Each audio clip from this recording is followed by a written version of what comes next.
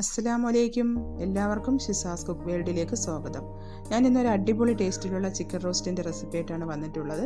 നമ്മൾ ചിക്കനിൽ പല രീതിയിൽ നമ്മൾ ചിക്കൻ തയ്യാറാക്കിയിട്ടുണ്ട്. എന്നാൽ ഇതുപോലെ ഒന്ന് എല്ലാവരും ട്രൈ ചെയ്ത് നോക്കുക, എല്ലാവർക്കും ഇഷ്ടപ്പെടും. അപ്പോൾ എൻ്റെ വീഡിയോ ഒന്ന് ഫുൾ കണ്ടതിന് ശേഷം ട്രൈ ചെയ്ത് നോക്കുക.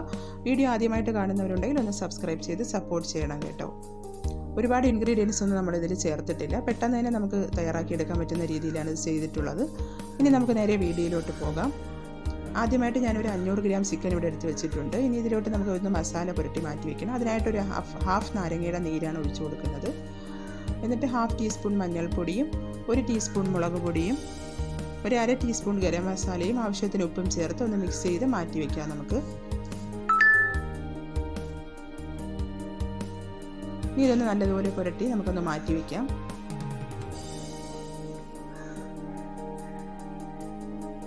അപ്പോൾ അതിവിടെ ഞാൻ മാറ്റി വെച്ചിട്ടുണ്ട്. ഇനി നമുക്കൊരു പാൻ എടുക്കാം. അതിലോട്ട് ഞാൻ കുറച്ച് 1 ടേബിൾ സ്പൂൺ പെരിഞ്ജീരകവും 1 ടീസ്പൂൺ ജീരകവും 1 ടേബിൾ സ്പൂൺ കുരുമുളക് 1 ടീസ്പൂൺ ഗ്രാമ്പൂ, ഇനി നമുക്ക് പട്ടയുണ്ടെങ്കിൽ അതും കൂടി എടുത്തിട്ട് ഒന്ന് ചൂടാക്കി എടുക്കാം. എന്നിട്ട് ഒരു മിക്സിയുടെ ജാറിലോട്ട് ഇട്ട് കൊടുക്കാം.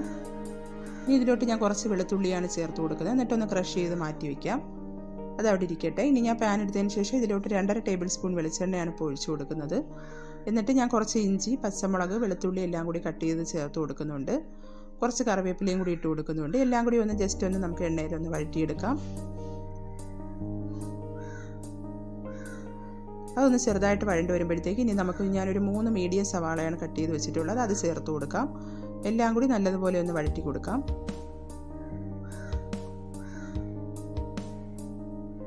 ഇതിൽ ഉപ്പ് നമ്മൾ ആവശ്യത്തിന് ചേർത്തോളണം. ഞാൻ അതിൻ്റെ വീഡിയോ സ്കിപ്പായി പോയിട്ടുണ്ട്. ഇനി ഞാൻ ഒരു തക്കാളിയാണ് ഇവിടെ എടുത്തിട്ടുള്ളത്. അതും കൂടി ചേർത്ത് കൊടുക്കാം.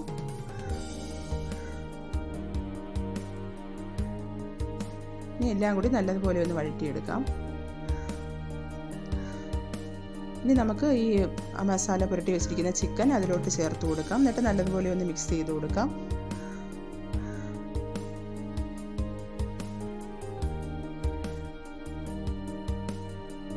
എല്ലാം കൂടി ഒന്ന് മിക്സ് ചെയ്തതിന് ശേഷം നമുക്കൊരു 10 മിനിറ്റ് ഒന്ന് ലോ ഫ്ലെയിമിലിട്ട് ഇതൊന്ന് കുക്ക് ചെയ്തെടുക്കാം. അപ്പോൾ ഇവിടെ ഒരു 10 മിനിറ്റ് കഴിഞ്ഞിട്ടുണ്ട്. ഇപ്പോൾ ഒരുവിധമൊക്കെ ഒന്ന് കുക്കായി വന്നിട്ടുണ്ട് ചിക്കൻ. ഇനി എല്ലാം കൂടി നല്ലതുപോലെ ഒന്ന് മിക്സ് ചെയ്തതിന് ശേഷം നമുക്ക് ആ പൊടിച്ച് വെച്ചിരിക്കുന്ന മസാലയാണ് ഇനി ചേർത്ത് കൊടുക്കാനുള്ളത്. അത് നമുക്കിതിലോട്ട് ചേർത്ത് കൊടുക്കാം. എന്നിട്ട് എല്ലാം കൂടി നല്ലതുപോലെ ഒന്ന് വീണ്ടും മിക്സ് ചെയ്ത് കൊടുക്കാം. എല്ലായിടത്തും ആ അരപ്പൊക്കെ നല്ലതുപോലെ പെരളുന്ന രീതിയിൽ നല്ലതുപോലെ ഒന്ന് മിക്സ് ചെയ്ത് കൊടുക്കാം.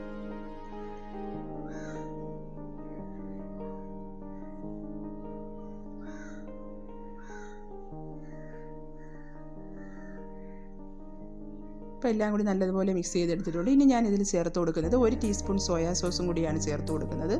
എന്നിട്ട് എല്ലാം കൂടി നല്ലതുപോലെ ഒന്ന് മിക്സ് ചെയ്തെടുക്കാം.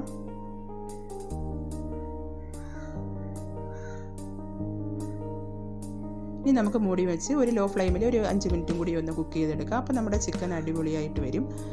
ഇപ്പോൾ ഏകദേശമൊക്കെ ഇവിടെ ആയി വന്നിട്ടുണ്ട്. അതെല്ലാം ഡ്രൈ ആയി നല്ല ടേസ്റ്റി ആയിട്ട് വന്നിട്ടുണ്ട്.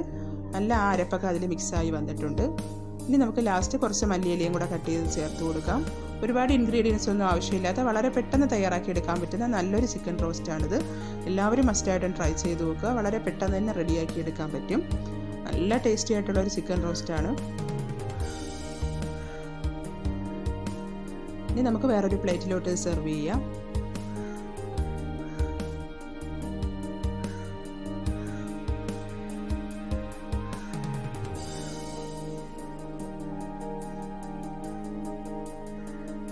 അപ്പോൾ അതെല്ലാം ഞാനിവിടെ മാറ്റിയെടുത്തിട്ടുണ്ട്.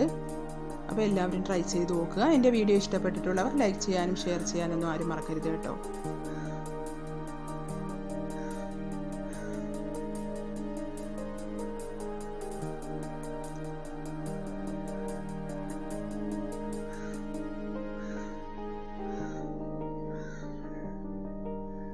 ഇനി അടുത്ത പ്രാവശ്യം നല്ലൊരു റെസിപ്പി ആയിട്ട് വരാം. Okay, thank you.